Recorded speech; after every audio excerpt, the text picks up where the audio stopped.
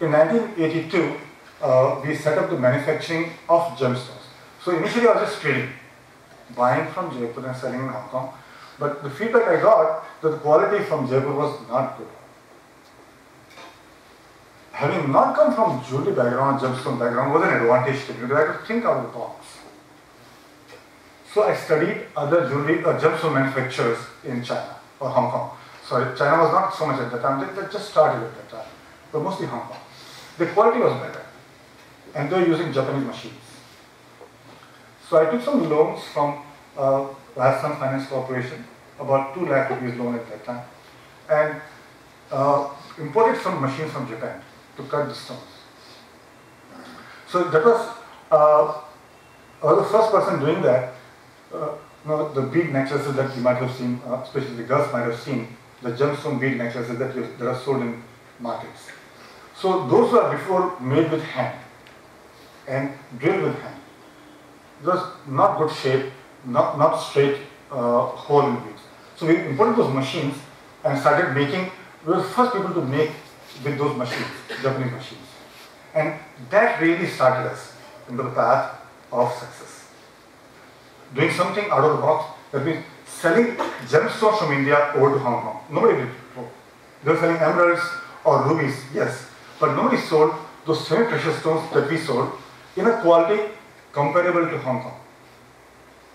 That helped the business, that helped me to be accepted as equal to Hong Kong manufacturer. We started selling to the people who would use those gemstones into jewelry to be sold on television. The precious stones were sold anywhere, for example, brick-and-mortar stores or jewelry stores. But semi-precious stones, that is not widely known, would need storytelling, would need something special to be told. And the television we found was a great medium. So we focused right from the beginning to sell to the manufacturers who would sell on television or to the television companies like QVC, HSN, that you might have seen in the teaching notes. So right from the beginning, we started dealing with the gemstones which would be specialized on television. And there was one gemstone we particularly have specialized in called Tanzanite.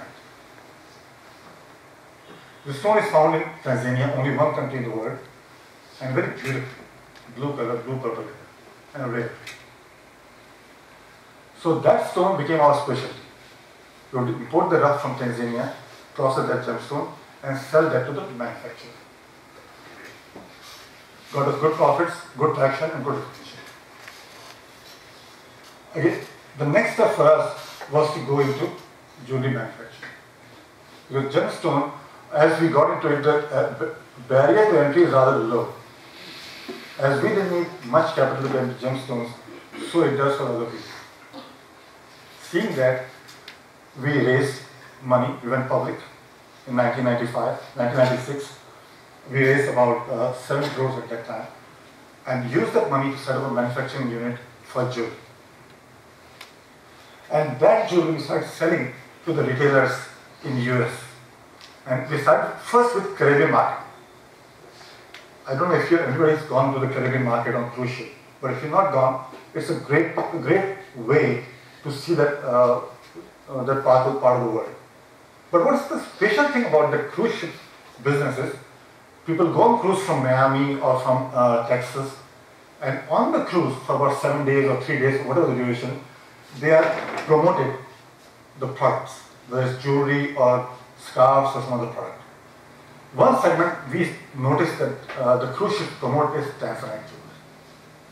It's very, I don't know how it really evolved, but it did evolve before I came into Tanzanite. Tanzanite is a big way. But I suppose I supported that business.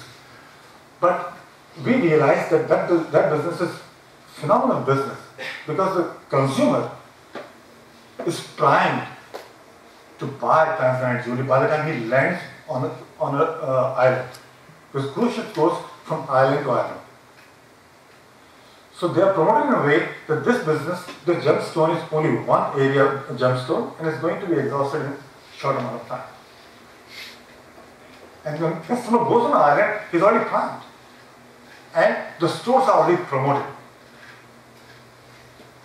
So we started selling jewelry to those retailers in Philippines. But we also started selling the jewelry directly to QVCs or home shopping, or the shop at home at that time in the US, and we started selling to QVC in Japan and QVC in Germany and UK.